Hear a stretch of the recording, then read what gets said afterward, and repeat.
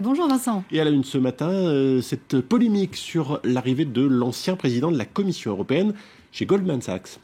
Oui, José Manuel Barroso, celui qui fut président de la Commission de 2004 à 2014. Ce qu'en retient aujourd'hui Libération, c'est qu'il s'agit d'un individu sans foi ni loi. C'est en couverture ce matin du quotidien. Son recrutement au poste de la sulfureuse banque d'affaires a provoqué un énorme tollé en Europe, selon le journal de gauche. En plus d'alimenter le fantasme de la soumission des politiques aux banques, elle décrédibilise un peu plus les institutions bruxelloises. Je cite toujours ce journal. Barroso, vous le voyez en titre, a été pris la main dans le sac. C'est un pantouflage sans précédent, estime le journal. L'ancien président de la Commission a, nous dit-on, soigneusement attendu l'expiration du délai de 18 mois après sa cessation de fonction le 1er novembre 2014 pour signer son contrat de président non exécutif de Goldman Sachs, chargé notamment de limiter les effets du Brexit pour la banque. Le journal dénonce donc ici un mélange des genres qui est presque institutionnalisé, Vincent, car d'autres ex-membres de la Commission se sont également recyclés dans des fonctions proches de leur ancien portefeuille. Alors nous avons ici Nelly Cross, ancienne vice-présidente de Barroso à l'époque. Elle est devenue conseillère d'Uber ou de la Bank of America Merrill Lynch. Le Belge Karel de Gucht, commissaire au commerce, s'est lui retrouvé directeur d'ArcelorMittal.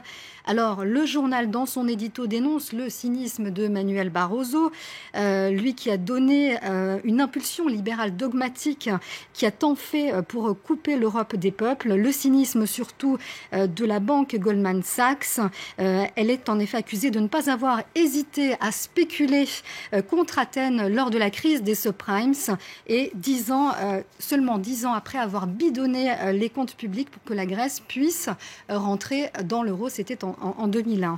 Et puis ce qui, pour finir, choque l'opinion, c'est le silence de Jean-Claude Juncker, l'actuel président de la Commission. Une commission embarrassée, titre, vous le voyez, le quotidien libéral, qui ne dit mot consent. À la une également de la presse française ce matin, Sandrine, les spéculations qui vont bon train autour du premier meeting d'Emmanuel Macron. Oui, le ministre de l'économie tient meeting ce soir à la Mutualité autour de ses partisans, autour de son mouvement En Marche.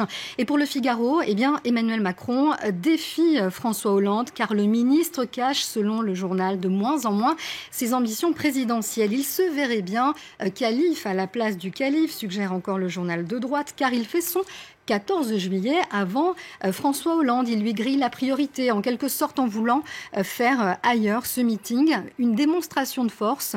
Les mots sont d'Emmanuel Macron. Selon son entourage, il devrait pendant 45 minutes tracer les grandes lignes et les valeurs de son projet et détailler une offre politique nouvelle.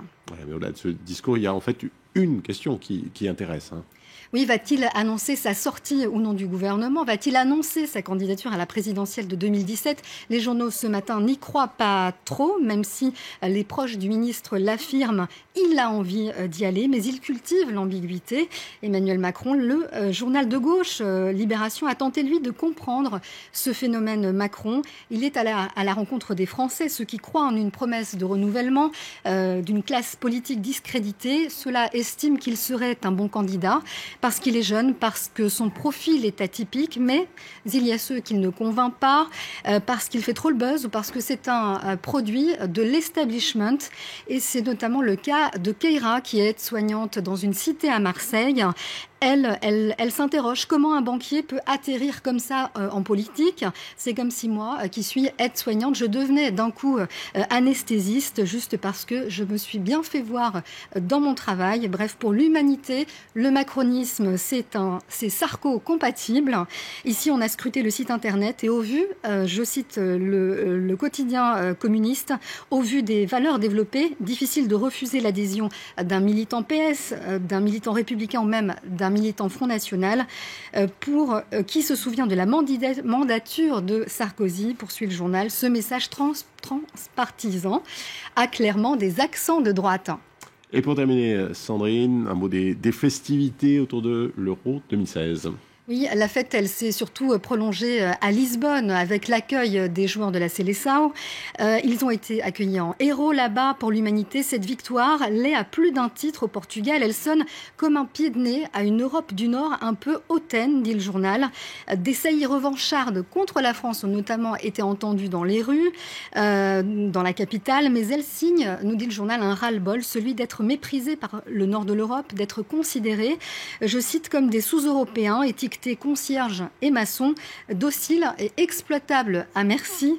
Mais vu de France, ce que retient cette fois la Croix, c'est au contraire une double culture apaisée des Portugais aux quatre coins du pays.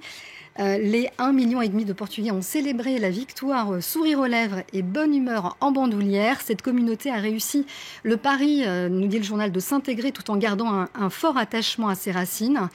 Ici, un responsable d'association, conseiller de Paris, regrette seulement que le 10 juin dernier, pas grand monde n'ait parlé de la visite du président portugais Marcelo Rebelo de Sousa et de son Premier ministre qui était venu inaugurer un monument de remerciement à la France pour son accueil des travailleurs portugais en région parisienne. C'était un beau symbole, effectivement.